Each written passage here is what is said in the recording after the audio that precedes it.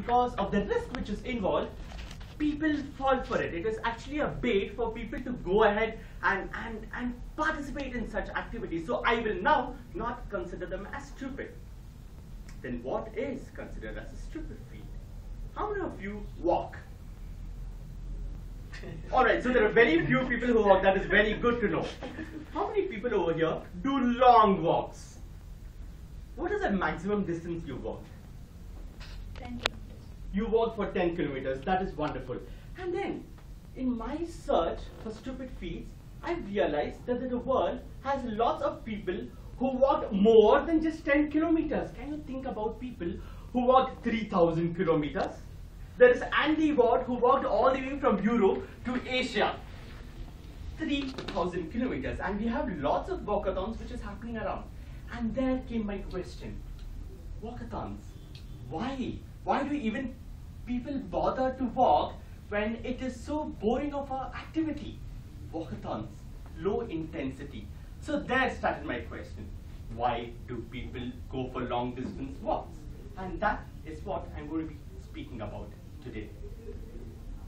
So, after I searched in Google for all these people who've been doing walkathons, I thought, let's go ahead and speak to any of these people.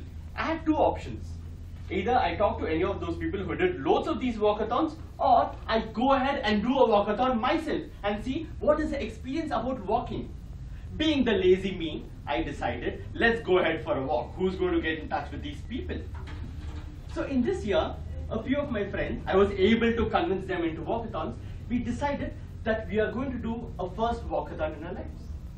So on one fine morning, 3 of us, we woke up early on a beautiful summer, and then we went for a walkathon. We walked the 4 famous Bangalore towers built by Kempegowda. I'm not too sure too many people will know about Kempegowda towers, but they're located starting from Mekri Circle, Al-Sur, Lalbagh and Chamrajpet. Once upon a time, during the 14th century AD, the boundaries of Bangalore were defined by the 4 towers. We walked 22 kilometers through the day. It was hot, sunny, but we walked. All this just to experience what a walkathon was all about.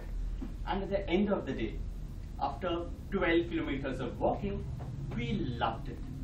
I got hooked to walkathons.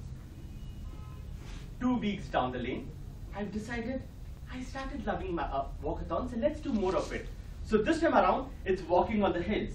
I went all the way to Masinagudi, and from Masinagudi to Ooty, that is 30 kilometers up the steep Ghat section, which has beautiful 31 hairpin curves, we decided let's do a walk. It was painful. At the end of 15 hours, we loved it. At the bottom line, I got hooked to walkathons. And then, very recently, I decided, let's take a much bigger project. And this time, the bunch of jobless us, the way the whole world puts it across, decided we will walk around Bangalore, the outer ring road, which is 60 kilometers. And whoa, why do you even do that? But we did, because we were hooked to walkathons.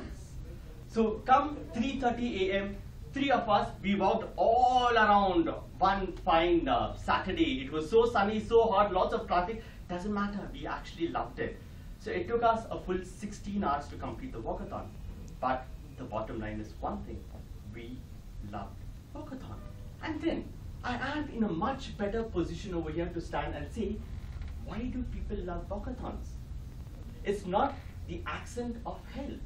It's not because you might be looking younger, because maybe your skin glows, or maybe you have more energy, you get toned for much better things in life. None of these actually was the reason why we did walkathons. It had a much larger reason to it. So today when I think about it, there's just 4 reasons why I actually did walkathons. Reason number 1. I wanted to see the fight between my mind and my body.